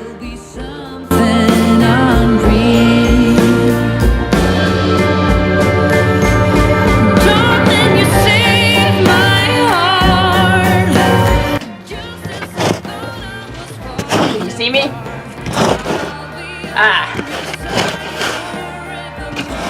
Oh no. Come on. Focus. There we go. I just got for a drink. It was just water. Chapter 27. The next morning. I wonder how Captain America's mission is going, said Tony. I really hope he can save the world. Of course he can. He's a superhero, said Pepper, who's wearing a brand new sweater. Hey, where'd you get that sweater? Tony asked in a friendly manner. Oh, this? I got it from... Pepper said. The disembodied voice interrupted her. Because it is a very rude disembodied voice. Sir, I have intel on Captain Rogers. Would you like to hear it? No, what is intel anyway? Tony asked. Never mind, said the disembodied voice.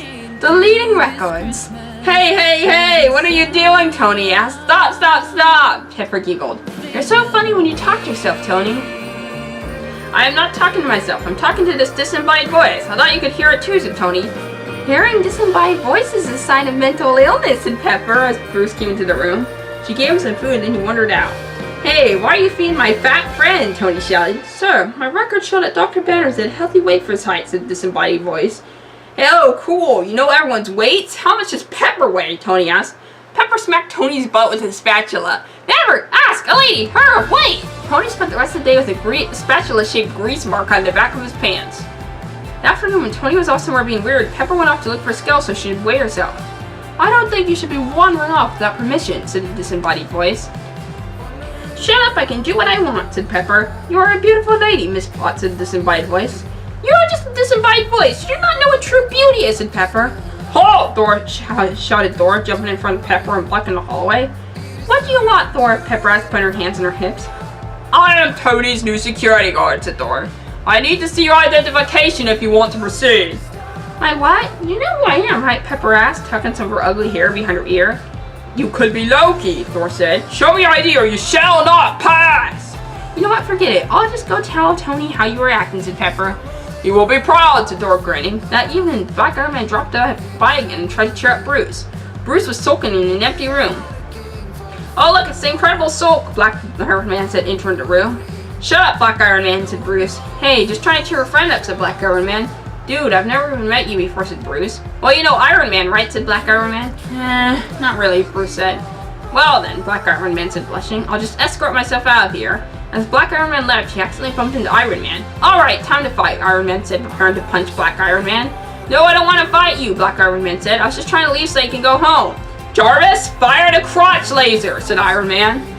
Fire the what now? Black Iron Man asked, backing up a bit. Dude, are you insane? No, this new suit is equipped with a crotch laser, Iron Man said as a huge laser shot out of his crotch and knocked Black Iron Man over. The recoil sent Iron Man flying through a wall and skinned across the ground, right across Steve Rogers, who was changing out of his Captain America uniform and into normal clothes. Steve looked at Iron Man for a second and then continued changing while Iron Man watched intensely. After Steve finished changing, he turned and looked at Iron Man. It's not nice to watch people undress, Iron Man, he said. Crotch laser, Iron Man whimpered. How would you like if I watched you undress? Steve asked, putting his hand on his hip. Iron Man had a prolonged facial spasm, which caused his mask to open. Are you having a prolonged facial spasm? Steve asked. Gah, said Iron Man. Steve nudged Iron Man's face with his foot. Snap out of it, Iron Man. Gah. Iron Man continued flailing around. His flailing caused the wall he had fallen through to break even more. You're breaking the wall, Steve said. Stop it, Iron Man, stop. Iron Man continued flailing, but even harder than before. He flowed so hard that the entire wall collapsed onto him. Okay, that's it. Bye, Iron Man, said Steve, leaving the room. Have fun destroying your whole house. Iron Man's suit then began smoking and some sort of alarm went off. An explosion is imminent, sir, said the disembodied voice. 3, 2, 1.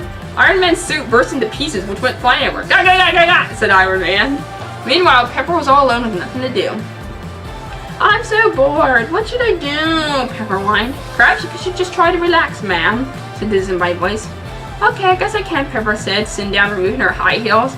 She then sat with her shoes in her hands. A few seconds later, I can't relax, I'm not happy, Pepper screamed. I'm happy, said a random man coming in. Intruder, Pepper screamed and threw her shoe at the man. The shoe hit him in the leg. Ow, hey, what's that about? He asked. You are trespassing on private property, Pepper shouted, standing up and charging forward with their shoe. She then stabbed the man in the arm. Take that, you big dummy! What is going on here? Tony asked, stumbling into the room. This man is intruding, so I'm stabbing him with my shoes, said Pepper. Aren't you proud of me? I'm a great security guard. No, Thor is a great security guard, so I hired him to work here as one starting tomorrow, said Tony. Oh, okay, Pepper said, watching the man leave with the shoe embedded into his arm. And chapter 28 has no name for some reason. The next day, Thor came in for his new job. Hello, Madam Metal, Thor said. I am ready to start my job as a security guard. But I thought you already had a security guard? No, I don't, said Tony. That's why I hired you. Alright, Thor said. You will be providing me with foodstuffs, right? No, said Tony. Now you also need to wear a name tag. Thor squealed with excitement. I love name tags! Okay then, said Tony, sticking the name tag to Thor's chest. The name tag said, hello, my name is Thor. Thor giggled and squealed some more. Okay, now go stand by the front door and watch out for intruders, said Tony. Okay, but I'm hungry, said Thor. So am I, said Bruce, wandering in. Ah, intruder, Thor shouted, tackling Bruce. Good job, Thor, Tony said. Keep on doing that to anyone except for me that tries to come in. An hour later, the same man that had broken in the night before tried to get in again. Oh, no you don't, Thor shouted, pushing the man out. What do you think you're doing? I work here? The man lied. Likely story, Thor shouted, locking the door. Nice try though, weirdo. Tony came back to see how Thor was doing. Good job, Thor. Thank you, Thor said hoarsely. This is a very hard job, you know. I know, said Tony. That's why I hired an air security guard, Hawkeye. No, I don't want to be replaced, Thor howled. You won't be replaced, said Tony. You two are gonna rotate positions.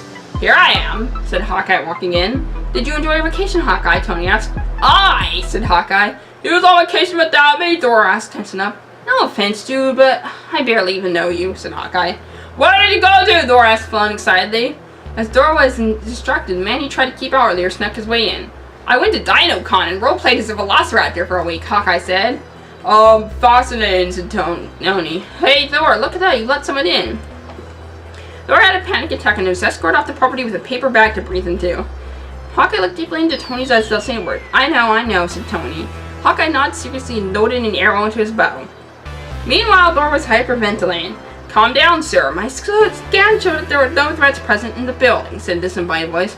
But I saw Fat Man into the building, Thor shouted, flailing. I have failed my job as a security guard. He is not a threat, said the disembodied voice. How could you know? Thor howled. He could be Loki. My scan showed that this man is definitely not Loki, said the disembodied voice. That shows just how much you know, Thor shouted. Loki is here, I just know it. Tony tensed up. But don't just say Loki is here. I would have seen that little emo lying punctual frost giant if he were here. Perhaps he has disguised himself, said Hawkeye. We shall seek him out. Suspect everyone. Trust no one. I like your spirit, said Tony. You know, I have noticed some of my food disappearing lately, and I know it's not Pepper taking my food because she is skinny as heck. Excuse me, what? Pepper asked. Come into the room. None of your business, said Tony. We're looking for Loki, said Hawkeye. Want to join us? No! She could be Loki, Tony yelled. I'm not Loki, Pepper said. That's exactly what Loki would say, Tony shouted. Next thing you know, you'll be asking me to hokey pokey or Loki dokey. You know what? I'm not putting up with that nonsense today. Goodbye, said Pepper, turning and leaving. Hawkeye fired an arrow at Pepper, and she fell over. Ow! Ouch! Ouchie! Why, Hawkeye? Because you could be Loki, said Hawkeye, walking away. Chapter 30. Happy Meal. Hey, Pepper, I'm sorry that Hawkeye shot you, said Tony. It's okay, Pepper lied. I brought you something to cheer you up, said Tony. What is it, Pepper asked. A Happy Meal from McDonald's, Tony said. I want it, said Pepper. Yes, you do. Look at it. It has 4 chicken nuggets, Tony said. I still don't want it, said Pepper. Why, are you a vegan? Tony asked. That'd explain why you're so skinny. Shut up, said Pepper. Oh, is there no reason then? Tony asked. I think I'm sick, said Pepper. Eat and you'll feel better, said Tony. It even comes with a toy. And guess what the toy is of? I can't guess, said Pepper. It's me, said Tony, pulling the toy out of the box. It was an Iron Man toy. That's nice, Tony, Pepper said. Well, I'll just leave this Happy Meal right here for you, said Tony. Eat it before it gets cold. Tony then started to leave. Hey, Tony, Pepper called after him. What? Tony snapped, rolling back around. Tony, I need a break, Pepper lied. A break? How dare you think you're entitled to a break, you fool, Tony shouted, loosening his necktie. You're kidding me, right? Pepper asked Sue nervously. Of course not, Tony howled, ripping his tie all the way off and approaching Pepper with it. You're not planning on strangling me with that, are you, Pepper asked? You know, if you kill me, then I can't work for you at all. Tony signed with his tie down. You do have a point. So please, can I just take just one day off, Pepper asked. When? Tony snapped. Tomorrow? Pepper asked helpfully. Tony sighed annoying. Who's gonna clean my house and do my laundry and cook my food? Tony asked. You, said Pepper. I suppose, said Tony. Fine, take your lousy break before I change my mind. Thanks, boss, said Pepper, sighing relief. Hey, Mr. Stark, said a familiar voice. Tony turned to see what it was. It was Peter Parker. How did you get in here? Tony asked. The disembodied voice let me in, said Peter. It's so classy. No, it really is not, said Tony. What do you want from me, boy? I want to help you clean your house and do your laundry and cook your food, Peter shouted, flailing. Okay, said Tony. You can do that while Miss Lazy Pants takes her break that she doesn't really deserve. Yes, Peter said. Thank you, Mr. Stark. Thank you, thank you, thank you. Okay, Peter, you can start by cleaning all my windows. Also, please clean all my mirrors so I can look at my lovely face all day long, said Tony. Right away, Mr. Stark, Peter shouted, running off. But I'm still here, said Pepper. Peter found a bottle of window cleaner and a roll of paper towels and then ran back into the room.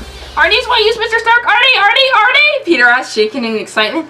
Yes, Peter, said Tony. Yes, they are. Okay, Mr. Stark, thank you, said Peter, ran off again. Chapter 31. Peter had one last room to go into, and since the door was unlocked, he opened it and strutted right in. Inside the room was Bruce, who was holding up his smudgy glasses and looking at him. Hello there, I'm Peter, said Peter. Dr. Banner, Bruce mumbled. Nice to meet you, Peter said. I'm just gonna clean your window, okay? You mean Pepper's not gonna do it? Bruce asked, trying not to look sad. She's taking a break. I'm filling in for her, Peter said. Oh, okay, Bruce said. Would you like to help me clean your glasses too? Peter asked. No, thanks. I need special glasses cleaner for these, not Windex, Bruce lied. Really? Are they special? Let me see, said Peter, grabbing Bruce's glasses. Hey, be careful. I need those police going back, Bruce said. I'm just gonna try them on, Peter said. No, they're mine, Bruce shouted. Peter put Bruce's glasses on. Meanwhile, I just realized I have a doctor's appointment today, Pepper lied. I need to go. Hey, said Tony, fretting deeply. See you in a couple of days, said Pepper, and then left. As she left, Peter ran past her. Help, help, help, Peter yelled. What's the problem, Pepper asked. A big green monster is chasing me, Peter yelled. Oh no, Bruce, Pepper asked. Yeah, him, help, Peter said. Pepper giggled softly. I don't have time for your games, Peter. I have to go. She then briskly walked out of the building. Chapter 32. That night, Peter slept over at Tony's house. Tony thought Peter had gone home, though. Tony woke up the next morning to a burning smell. Ah, my house is on fire! Is my house on fire? Tony shouted. Not my big, beautiful house. No fire detected, sir, except for on the stove, the disembodied voice said in a smooth, classy accent. Oh boy, is Pepper back and cooking something for me? Tony asked. Not exactly. More burning it, said the disembodied voice. It's not Pepper. Tony cursed. Then who else is in my house? Happy? I do not know who Happy is, sir, said the disembodied voice. Never mind it. I'll just check it myself, you useless things, Tony. And you have the nerve to call yourself artificial intelligence. I have no records of referring to myself as such, sir, said the disembodied voice. Tony dashed into the kitchen and held a fire extinguisher. There he saw Peter ushering around some obviously burnt food in a skillet on the stove. Peter Parker, what on earth are you doing? Tony shouted. Cooking breakfast for you, Mr. Stark! Peter shouted excitedly. Why? Tony asked. Because I love you, Mr. Stark! Peter shouted. No, you don't, Tony said. Yes, I do. I've loved you for a very long time, but you never noticed, Peter cried. Tony sighed annoyance. Turn off the stove, Peter. You've burnt the food to a crisp already. There is no need to cook it for any longer. Turning stove off, said the disembodied voice. The stove turned off. I didn't ask you to do it. I asked Peter, you idiot, Tony shouted. Peter giggled. Well, then, guess I'm done. Eat it, Mr. Stark. No, said Tony. I'll just have a beer. Mr. Stark, didn't you know I just slept at your house overnight? Peter said. I can tell, said Tony, and honestly, that's a bit creepy. I even packed my pajamas, Peter said. I'm wearing them right now, and they have pictures of you on them. Peter, said Tony, shaking his head, sighing again. What would your aunt think of your obsession with me? She wouldn't mind, said Peter, scraping the ashes out of the frying pan and putting it onto a plate. Needs garnish. What makes you think she wouldn't mind? Tony said. She says I need a male role model in my life, Mr. Stark, said Peter, sprinkling salt onto the pile of ashes. How about Jarvis? Tony asked. He's a good role model. I have salt, said Peter. And you know what goes good with salt? Pepper! Tony suddenly clutched his heart as his eyes widened. You okay, Mr. Stark? Peter asked. Tony nodded, but he maintained a stiff posture as he stared into the distance. I don't actually know who Jarvis is, said Peter. You should introduce me to him sometime. At that moment, Tony finally snapped out of it. Sure, Peter. Hey, Jarvis, come introduce yourself to my friend, Peter. Peter squealed in excitement. Mr. Stark considers me a friend! Don't take it personally, kid, said Tony. Hey, Jarvis, you there? He's not a real person, is he? Don't Peter asked, giggling. Depends on what you define as a real person, Tony asked, picking up the plate of ashes. Want any condiments with that, Mr. Stark? Peter asked. No, said Tony, dumping the contents of the plate into a trash can. Mr. Stark, I cooked that for you and you just threw it away, Peter wailed. I know, said Tony, it was completely inedible. At least Pepper would cook me real food. You like Pepper more than you like me, Peter wailed. Yep, said Tony. I love Pepper. Unlike you, she's loving and thoughtful and nice and hardworking. You're just a hyperactive, annoying little pest. Oh, that's how you feel about me, Peter said. Fine, Mr. Stark. Peter then walked off with tears in his eyes.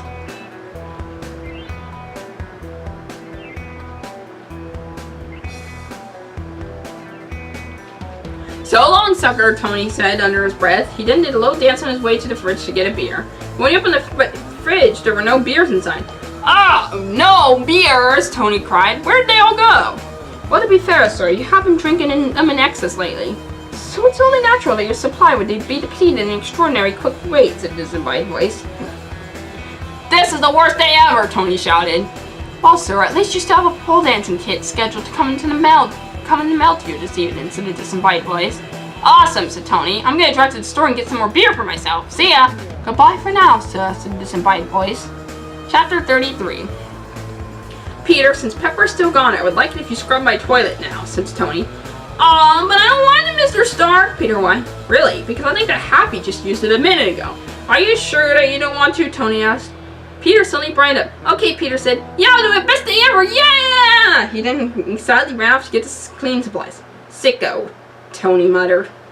Well, to be fair, it was your idea, sir, said the disembodied voice. Peter then came running back. Done already? Tony asked. No, Mr. Stark, I can't clean it because Happy is still in there, said Peter. Impossible. I saw him leave just a little over a minute ago, Tony said. Maybe he went back in, said Peter. Alright, that's it. I'm gonna have to fire him when he comes out, said Tony. No, please don't fire Happy. I love him, Peter wailed. I have to do this. Sorry, Peter, said Tony. He then walked into the bathroom door and stood there. There were some noises coming from inside the bathroom. Someone was in there talking. Tony listened closer. And please help my friend Tony with his alcoholism and swearing problem. Amen. The door then locked and swung open. Out came Steve. Oh, hi, Steve, Tony said cheerfully. I didn't hit you, did I? No, Tony said, glaring at Steve. Phew, said Steve. Well, I had to go be Captain America. See you, Tony. Tony swore under his breath as Steve walked away. Language, Steve shouted. Pepper stole one of Tony's cars and crashed it. She did not return the next day. Darn it, Tony said. Where's Pepper? I don't know, sir, said the disembodied voice. Well, then you can keep your mouth shut, said Tony. I have no mouth, sir, said the disembodied voice. Whatever, just stop talking, Tony said. I'm gonna go drive one of my many cars. Tony went to his garage and noticed that one of his cars was missing. Tony cursed loudly. Who stole one of my many cars? I thought I had a great security guard, but obviously not. This is all your fault, Thor. Tony then stopped off to drink a beer and watch TV. He turned on his TV and there was a lame soap opera playing. Tony said, changing the channel to the news. And there has been a car accident on... Come on, is anything important or good on TV today? Tony asked. This is ridiculous. And apparently the story has no ending. It just cuts off right there. Well, that's good because it's horrible and I don't want to see any more or hear any more of that. Do you?